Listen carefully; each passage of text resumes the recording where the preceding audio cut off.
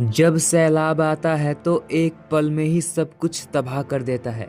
जी हाँ दोस्तों, ऐसा ही कुछ हुआ था फ्लाइट 571 के साथ। -30 डिग्री की हड्डियां जमा देने वाली ठंड के बीच कई दिनों से भूखे कुछ लोग उखड़ती सांसों के साथ अपनी मौत का इंतजार कर रहे थे। साउथ अमेरिका के एंडीज पर्वत की किसी अनजान जगह पर फंसे उन लोगों के पास उनके क्रैश हुए प्लेन का मलबा और अपने साथियों की लाशों के अलावा कुछ नहीं था। तापमान खून जमा देने पर उतारू था तो पेट की भूख आंतों को जलाए दे रही थी। आखिरकार उन्होंने सभ्यता और इंसानियत का भारी लिबास उतारकर अलग रख दिया और अपने मर चुके साथियों के बदन से मांस नोचकर खाने लगे। जिंदगी और मौत के बीच की लकीर पर 72 दिन बिताने वाले इन लोगों की कहानी रोंगटे खड़े कर देने वाली है। बात है वर्ष 1972 की। ओल्ड क्रिश्चियन क्लब ने मोंटेवीडियो उरुग्वे से अपनी रग्बी टीम को सैंटियागो चिली ले जाने के लिए एक उरुग्वे एयरफोर्स का एक चार्टर्ड प्लेन बुक किया। इसका नाम था उरुग्वेन एयरफोर्स फ्लाइट 571। 12 अक्टूबर को प्लेन ने केरास्को अंतर्राष्ट्रीय हवाई अड्डे से उड़ान भरी, जिसमें 5 चालक दल के सदस्य और 40 यात्री थे। क्लब के सदस्यों के अलावा दोस्तों, परिवार और अन्य लोगों को भी विमान में जगह दी गई थी ताकि प्लेन बुकिंग की लागत निकाली जा सके। खराब मौसम के चलते उन्हें मेंडोजा अर्जेंटीना में ही रुकना पड़ा। अब नई रूट से चिली पहुंचने के लिए एंडीज पहाड़ी को पार करना था।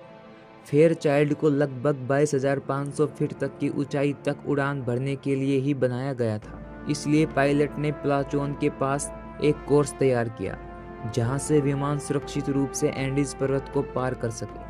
टेक ऑफ के लगभग 1 घंटे बाद पायलट ने एयर कंट्रोल को सूचित किया कि वह दर्रे के ऊपर से उड़ान भर रहा है और उसके तुरंत बाद उसने रेडियो से कहा कि वह सैंटियागो से लगभग 110 मील दक्षिण में क्यूरिको चिली पहुंच गया है। असल में पायलट ने अपने विमान की स्थिति का गलत अंदाजा लगाया था और यह एक गलती जल्द ही पूरे क्रू को बहुत भारी पड़ने वाली थी। विमान अभी भी एंडीज में ही था। पायलट की गलती से अनजान एयर कंट्रोल ने उन्हें लैंडिंग के लिए अपनी ऊंचाई घटाने के लिए कहा। इसके बाद चिली एयर कंट्रोल का संपर्क विमान से टूट गया। फेयरचाइल्ड अपने 45 यात्रियों के साथ एंडीज में ही खो चुका था। उधर ऊंचाई कम करते ही विमान पहाड़ियों की हद में आ गया। पहले विमान का दायां पर पहाड़ी से टकराया और क्रैश होने से पहले बायां पर भी टूट गया। ये क्रैश इतना जबरदस्त था कि 12 लोगों की मौके पर ही मौत हो गई। जिंदा बचे 33 लोग अब 11,000 फीट की ऊंचाई पर 30 डिग्री सेल्सियस की ठंड में फंस चुके थे। दूसरी ओर एयर कंट्रोल ने विमान की तलाश शुरू कर दी, मगर वो जल्द ही समझ गए थे कि प्लेन की लास्ट लोकेशन भी गलत थी। रेस्क्यू ऑपरेशन एंडीज की तरफ मोड़ दिए गए, मगर बर्फ से ढके दर्रों में सफ़ेद प्लेन को ढूंढ पाना बहुत मुश्किल था। इसके अलावा रेस्क्यू टीम ने भी जल्द ही मान लिया कि ऐसी परिस्थितियों में कोई भी जिंदा नहीं बचा होगा। 8 दिनों के सर्च ऑपरेशन के बाद रेस्क्यू टीम वापस लौट आई। कहानी का दर्दनाक हिस्सा तो बीत चुका था, मगर खौफनाक हिस्सा अब शुरू होने जा रहा था। जिंदा बचे 33 लोगों में से अधिकांश घायल थे। उन्हें भयानक ठंड, भूख और प्यास का सामना करना था। प्लेन में खाने के लिए जो कैंडी वाइन थे वे भी जल्द खत्म हो गए थे। 1 सप्ताह बीतने के बाद भूख और प्यास बेतहाशा सताने लगी। ऐसे में उनके पास बस एक ही रास्ता बचा था। सामाजिक ताने बाने के तर्क जिंदा रहने की भूख के आगे दुबक कर बैठ गए। आखिरकार उन्होंने अपने मर चुके साथियों की लाशों को खाने का फैसला किया। भयानक हालातों में जिंदा रहने की जिद ने उन्हें नरभक्षी बना दिया। अपना पेट भरने के लिए वे उन्हीं साथियों की लाशों को नोचकर खाने लगे जो कुछ दिन पहले उनके दोस्त थे। इस सब के बाद भी उनकी परेशानियां कम होने के बजाय अभी और बढ़ने वाली थी। अगले 1 सप्ताह में 6 और लोगों की मौत हुई। खुद को ठंड से बचाने के लिए सभी ने ही प्लेन के मलबे को अपना ठिकाना बनाया हुआ था।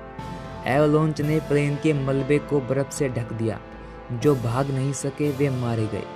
एवलांच में 8 और लोगों की जान चली गई। 12 दिसंबर तक केवल 16 लोग ही जिंदा बचे थे। वे समझ गए थे कि उन्हें अब कोई नहीं बचाने वाला। ऐसे में उन्होंने पहाड़ी से निकलने की ठानी। 3 लोग बाहर निकलने का रास्ता ढूंढते हुए अलग अलग दिशाओं में निकल गए। आखिरकार उनमें से एक को चिली के लॉस मेटेनस गांव का रास्ता मिल गया। बचे हुए सर्वाइवर्स उस रास्ते तक पहुँचे। गांव तक पहुँचने के लिए एक नदी पार करनी थी। ये एक बड़ा खतरा था, वे सब इस नदी में बह भी सकते थे। ऐसे में उन्होंने नदी के किनारे ही रुककर किसी के आने का इंतजार करने का फैसला किया। आखिरकार किस्मत ने उनका साथ दे ही दिया और अगले ही दिन नदी के दूसरी ओर गांव के कुछ लोग दिखाई दिए। नदी के शोर के बीच बात करना मुमकिन नहीं था, इसलिए उन्होंने एक कागज पर संदेश लिखकर उसे पत्थर पर लपेटकर दूसरी ओर फेंका। गांव के लोगों ने उनकी बात समझी और 12 दिसंबर को 2 रेस्क्यू हेलीकॉप्टर उनकी मदद के लिए पहुंच गए। खराब मौसम के चलते पहले दिन केवल 6 लोगों को ही रेस्क्यू किया जा सका और बाकी बचे 8 लोगों को एक दिन और इंतज़ार करना पड़ा। 72 दिनों तक जिंदा बचे लोगों की कहानी ने पूरी दुनिया का ध्यान अपनी ओर खींचा। घर लौटने के बाद उन लोगों ने बताया कि उन्हें जिंदा रहने के लिए नरभक्षी बनने पर मजबूर होना पड़ा। उनकी कहानी पर कई किताबें लिखी गई और कई फिल्में भी बनी। तो दोस्तों आज के लिए इतना ही, मिलते हैं ऐसे ही इंटरेस्टिंग वीडियो के साथ।